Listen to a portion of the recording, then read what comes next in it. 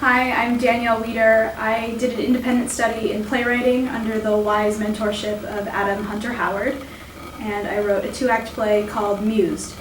When I say goddess, what do you think? Victoria, I don't have time for some weird game. Just answer it, Floyd. It'll be fun. Fine, V. A goddess is a woman who inspires. What are they called? Muses. They influence men to do the things that make this world special. All those famous poets and painters have muses, right?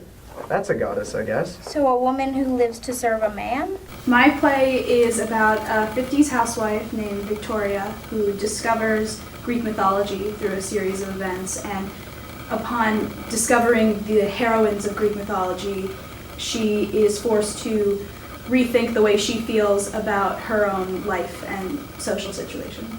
I used to be just like you. You're bored with your life.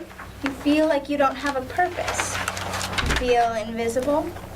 People never look at you in the street. You hate your hair, your clothes, your teeth. You love your body, but you're too afraid to show it. Yes, I used to be right where you are. But then I figured out the secret, and I can give you the secret.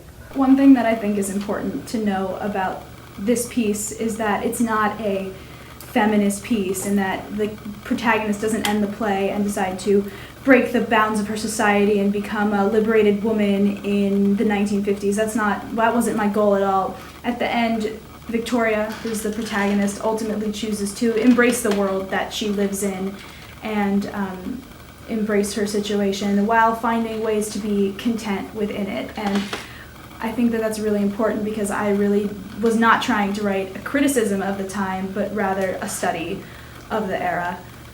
Well, I've written a couple one-acts for the One-Act Festival, and they've all been about women's history, which is something I'm really interested in studying.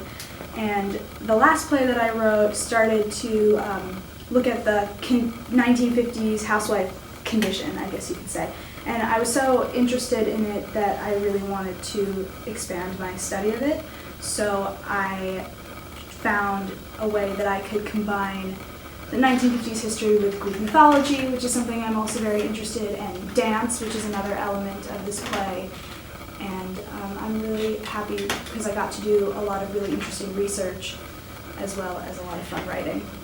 So before I even started my independent study, I read a lot of works by other playwrights. I read a lot of Mary Zimmerman, Tony Kushner, Tom Stoppard, and just trying to find a playwright that I connected to.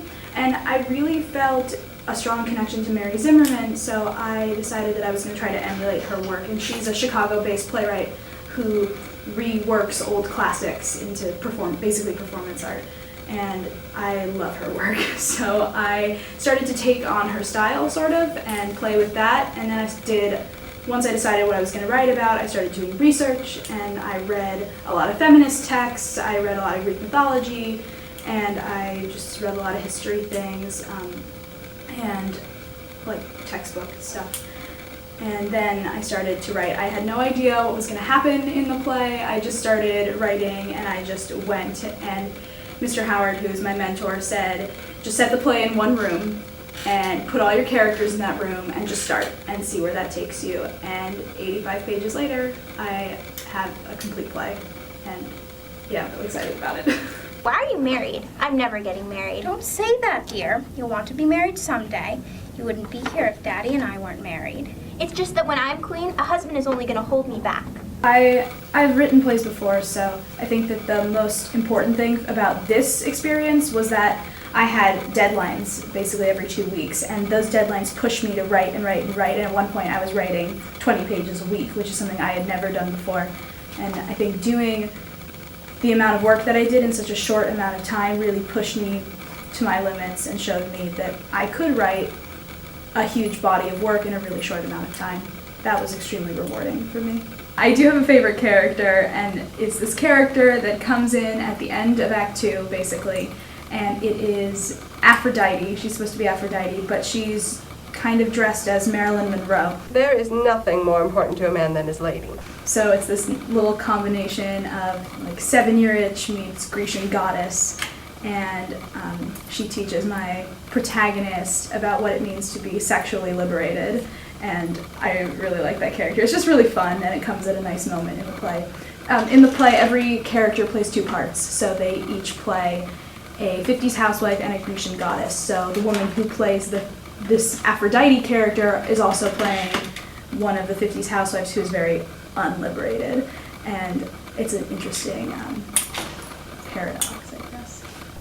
I have everything a girl could ever want. I have riches, power, children, lots of children. Love, revenge, everything. And do you know how I got those things?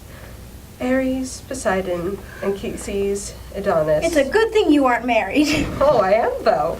I have to be. First of all, the play is far from done. I did a reading of it last week, and it showed me a lot of things that really were great about this play and a lot of things that really need more work. So my first step is to do a lot of revisions and make a lot of changes. And then maybe I can consider sending it out to competitions and festivals and local theaters. People are always looking for new works. So hopefully someday you'll see this performed. And yeah, I am thinking about playwriting professionally. I'm going to University of Chicago to study theater and specifically playwriting. So hopefully I have a future in this.